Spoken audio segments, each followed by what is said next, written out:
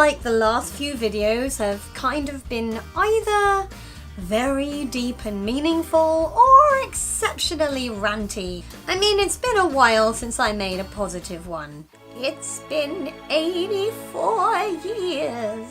So I decided I wanted to make a video that is super duper positive.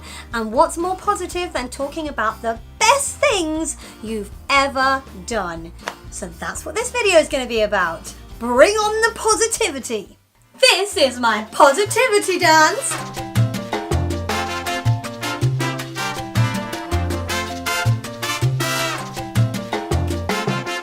So when I'm thinking about the best things I've ever done, one of the first things that comes to mind is the fact that in April of 2011, I became a published children's author. It was something I have dreamt of since I was a child myself, and I used to take home extra exercise books from school and write little stories in them. So to actually have a publisher go, "We like what you're doing and we'd like to print your books, please," and hold my books in my hands, that was a really, really special moment. I got to do an actual book launch. I had my very own illustrator. It was such an exciting time. We had t-shirts with the logo of the books on and everything. Ah, happy days. I mean, of course, those books did not make me a millionaire, and the company kind of folded. I'd like to think that wasn't my fault, by the way. So I never did become rich or famous off the back of these books, but having those books published led to some amazing opportunities. I mean, I got paid to go to really posh private schools and give writing workshops to groups of young children. And I got told I was really good at doing that, which is not something I expected to hear because I'm not the most confident person in the world, and walking into a room of people who are waiting for me to perform something for them is absolutely terrifying. But I managed to fake it till I made it and walked in and was like, "Hi, my name's Emma Turfey, I'm a published children's author. I'm here to teach you about writing." I didn't do finger guns. What a wasted opportunity. But even though I didn't end up setting the literary world on fire with my first 3 books, knowing how to promote myself as an author and to promote the books, and knowing that I was good enough to go somewhere with my writing, gave me the confidence to write more and self-publish books. And that's been a really exciting thing for me to do. So, yay! I would never have done any of it if it wasn't for those first 3 books being published the traditional way. Who wants to be famous anyway? Well, obviously me, darling. Being an author also led me to non-writing related opportunities. Try saying that after a drink or two.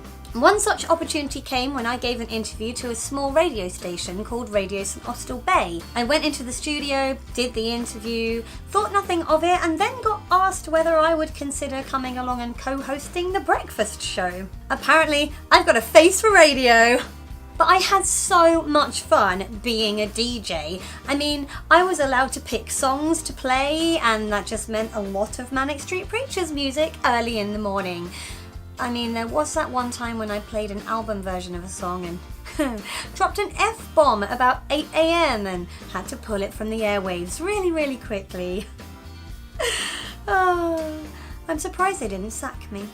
And then there was that time when, because it was a very small radio station and everyone there was a volunteer and not a paid professional, we used to have to read the news and the traffic and travel as well. And one morning, for literally no reason I can put my finger on, I just got a massive giggling fit right in the middle of reading the travel and ended up just going, the A30 is partially blocked in the northbound direction. And my co-host had to take over. I was such a good DJ. So yeah, I absolutely loved being a volunteer radio DJ, and I would do it again in a heartbeat. I will probably only ever be a volunteer radio DJ though, because I can't imagine anyone asking me to do it professionally. Don't move that dial, we've got more banging tunes coming up next. The next thing is a little bit broad, but quite often some of the best things I've ever done have been the things that have terrified me. Whether it's trying something new or going to a new place, or the thing I'm thinking of, literally just going on a really scary roller coaster. Sometimes if you do something that really scares you, it gives you a massive adrenaline rush and you end up loving it. For my 30th birthday, my sister-in-law and I and some people who I was friends with at the time went off to Alton Towers, and I had said all along, I'll go on everything except for Oblivion. I'm not going on a vertical drop roller coaster. I will be ill. It will be terrible. Nope. And then my sister-in-law was like, well, we're here. We really ought to go on it. Grabbed me by the arm, and before I knew it, I was sitting in this seat going up the lift hill thinking, I'm about to die. For some reason, as we travelled up the lift hill, I felt compelled to sing I'm Forever Blowing Bubbles. To this day, I don't know why I chose to do that. Nerves are a strange thing. And then we went down, and then we came back up, and the immediate sensation I had was, please let me do that again. It was one of the best sensations of my entire life, and all I want to do now is do that all the time. Just vertical drop. Just throw me off things. I'm quite happy to just fall vertically. I love it. It gives you the best adrenaline rush ever, and I am so glad that even though I was absolutely terrified, my sister-in-law kind of dragged me into it.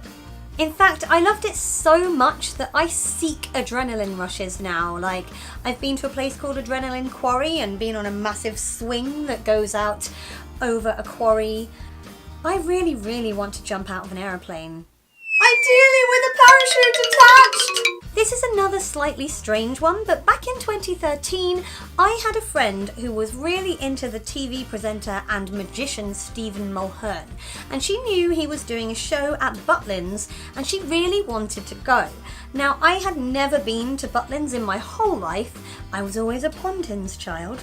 And I kind of thought, oh, I guess it'll be fun, you know, it'll be a weekend away. Okay, I'll go with you. It ended up being one of the best weekends I've ever had. And me and that friend, who were already good mates, became really close, and we ended up going back to Butlins literally every couple of months for the next, 3 years. Some of my best memories over the last few years happened in Minehead at Butlins, whether it was dancing in the skyline or going to see shows or ending up on stage in shows. It was just always fun, whether we went to a family break and just looked weird being these two single women surrounded by families and children, or whether we ended up going to an adult break where, we stuck out a little bit less. It was just always awesome fun, and I still have such a soft spot in my heart for Butlins. I always will. I really want to go back, and hopefully later this year I will go back. Plus, I always wanted to be a redcoat! The most recent addition to my list of best things I've ever done happened late last year when my friend Tracy was like, Emma, there's this 5-week singing course and it's hosted by this ladies' barbershop chorus. We should go and learn to sing a cappella, just like in Pitch Perfect. And I thought, yeah, all right, why not? I love singing. What harm could it do? I went along, and literally by the end of the first week, I was like, I'm never leaving this group ever. They're amazing. I love it. Somebody like me who has sung my whole life and just felt like a bit of a diva without a stage, it was like walking into a room and being like, I have found my brethren. Genuinely, that's how it felt.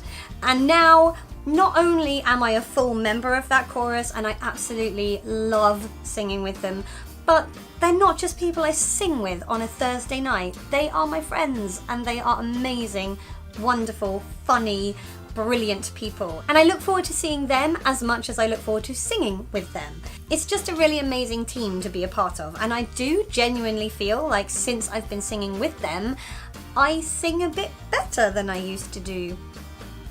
So it's obviously working. But yeah, these are people who I now don't just sing with, but hang out with and go for lunches with and eat cake with, and they're just the best people ever.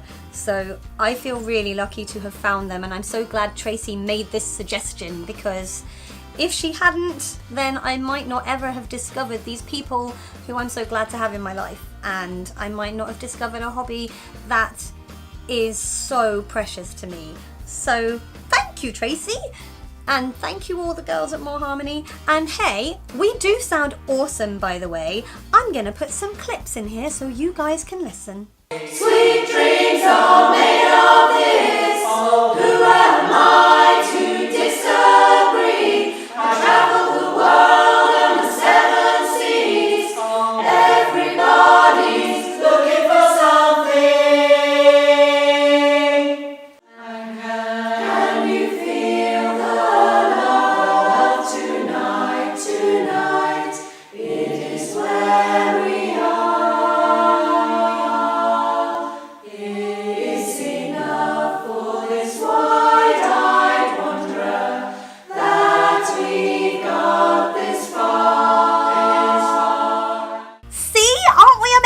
Honestly, joining them has been such a fabulous, positive experience, and I do really feel like it's boosted my confidence, it's improved my social life, which I needed, and it's just been brilliant, and I love it. So, I hope this was a more positive and upbeat video than maybe the last few have been, and I want to know what the best things you've ever done are. So leave a little list in the comments of the best things you've ever done and why they were so important and good for you.